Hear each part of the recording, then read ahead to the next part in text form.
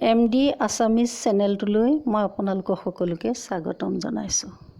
মৰমৰ ছাত্ৰ ছাত্ৰীসকল,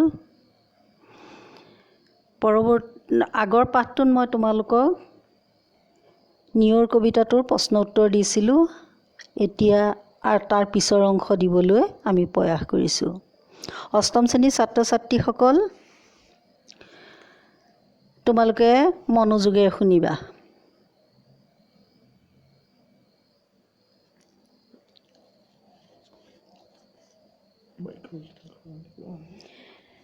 তোমালোকে বাক্য ৰচনা কেইটা চোৱা।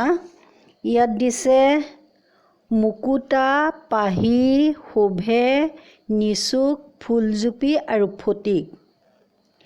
এতিয়া মুকুতা, সাগৰীয় শামুকৰ পেটত মুকুতা থাকে। আকৌ লিখিব পাৰা, মুকুতামণি দেখিবলৈ বৰ সুন্দৰ।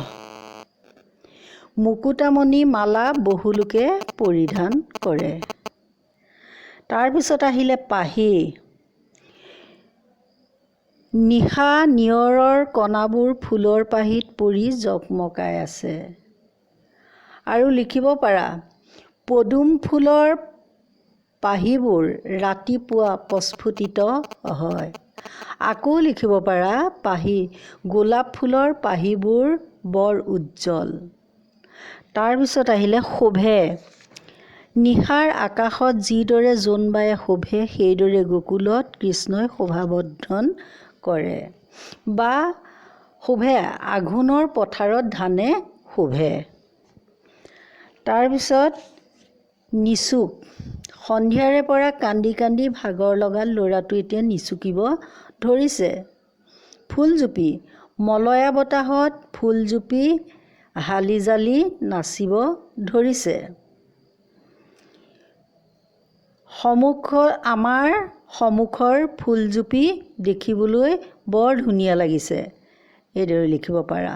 ফটিক। জোনাক ৰাতি প্ৰকৃতিয়ে ফটিকৰ ৰূপ ধাৰণ কৰে। নাইবা লিখিব পাৰা, সন্ন্যাসীজনে স্ফটিকৰ মালা পিন্ধিছে।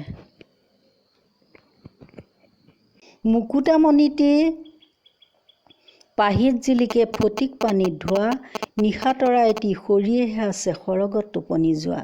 এতিয়া ওপৰৰ কবিতাটিৰ মুকুতা, মণি, ফটিক, পানী, নিশা, সৰগ আদি শব্দবোৰ মূলতঃ সংস্কৃত ভাষাৰ পৰা অহা। এই শব্দবোৰৰ ভিতৰত মণি আৰু নিশা শব্দ দুটা ৰূপ অলপো সলনি নোহোৱাকৈ সংস্কৃতৰ পৰা অসমীয়া ভাষাত ব্যৱহাৰ হৈছে।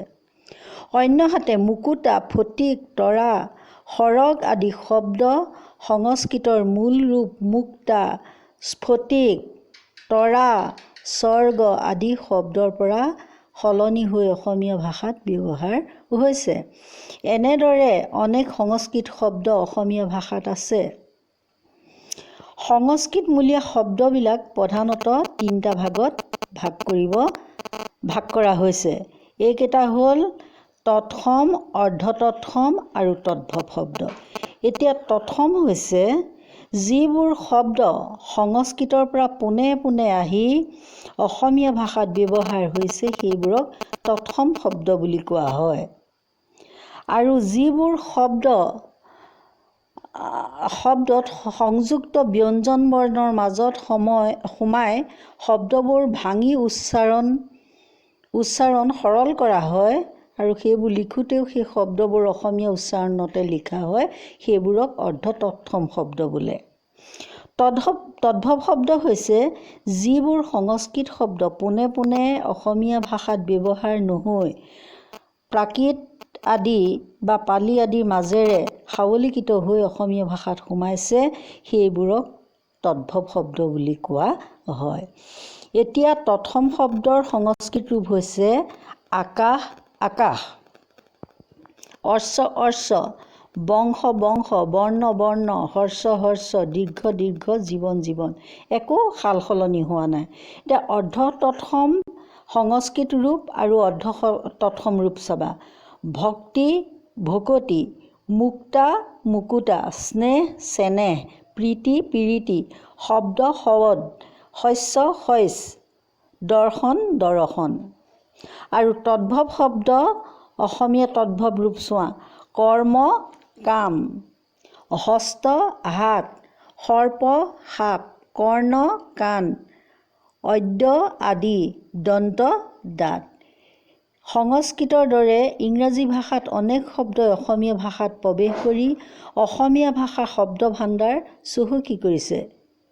এই শব্দসমূহৰ কিছুমান তৎসম শব্দৰ দৰে পোনে পোনে অৰ্থাৎ হুবহু ৰূপত আৰু আন কিছুমান তদ্ভৱ শব্দৰ দৰে সৰলীকৃত হৈ অসমীয়া ভাষাত প্ৰৱেশ কৰিছে।